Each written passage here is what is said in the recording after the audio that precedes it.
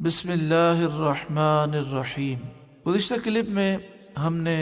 امیر المجاہدین کی عظیم فکر کو سماعت کیا۔ میں اس موقع پر عرض کروں گا، اگر آپ سے ہو سکے تو میرے استاد محترم امیر المجاہدین علیہ رحمہ کے افکار لوگوں تک پہنچائیں، ان کے کلپس خود بھی سنیں، دوسروں میں بھی عام کریں، تاکہ لوگوں کی آنکھیں اس دنیا میں کھل جائیں کہ اللہ کے بندو، اگر اس عظیم مشن کے خلاف تم پروپیگنڈا کرو گے، منصوبے بناؤ گے، تو یاد رکھنا تم ذلیل و رسوا ہو جاؤ گے۔ اس لیے کہ استاد محترم امیر المجاہدین نے بھی یہی فرمایا کہ رب خفیہ تدبیر فرماتا ہے، ایسے مکر و فریب کرنے والوں کو ذلیل و رسوا فرماتا ہے، ایک نہ ایک دن ان کی تباہی ضرور آتی ہے۔ ویسے میں آپ سے یہی عرض کروں گا کہ اگر آپ غور فرمائیں تو جو لوگ سچے عاشق رسول، مجاہد اسلام استاد محترم امیر المجاہدین علیہ رحمہ کے خلاف بولتے تھے، جنہوں نے تحریک لبیک یا رسول اللہ پاکستان کے خلاف سازشیں کی،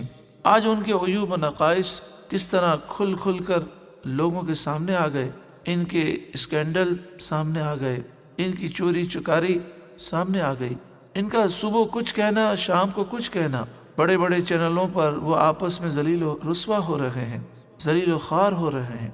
میرے استاد محترم امیر المجاہدین کے سچے افکار کو چھپا کر جھوٹوں کی جھوٹی خبریں چلیں تو رب العالمین نے انہیں ذلیل و خوار کر دیا۔ میں عرض کر رہا تھا کہ میرے استاد محترم امیر المجاہدین علیہ رحمہ قرآن پاک کا گہرا مطالعہ رکھتے تھے، اور انہوں نے تا صبح قیامت ہم جیسے شاگردوں، تحریک کے کارکنوں، عہدے داران کو وہ عظیم الشان پیغام ارشاد فرما دیا، اور یہ پیغام قرآن پاک کی برکت سے ہے، جسے ہم سنیں گے اور اس سے ہمارا حوصلہ بلند ہوگا۔ انشاءاللہ اگلی کلپ میں ہم اسے سماعت کریں گے۔ آخر میں امیر المجاہدین کا ایک فرمان سماعت کریں۔ آپ نے فرمایا، جہاں بڑی بات ہوگی وہاں حضور صلی اللہ علیہ وسلم کا غلام ہوگا، یعنی قیامت تک بڑے بڑے کارناموں کا جب ذکر ہوگا تو ہر کارنامے میں حضور صلی اللہ علیہ وسلم کے غلاموں کی خدمات نظر آئیں گی۔ اللہ امیر المجاہدین کے درجات بلند فرمائے،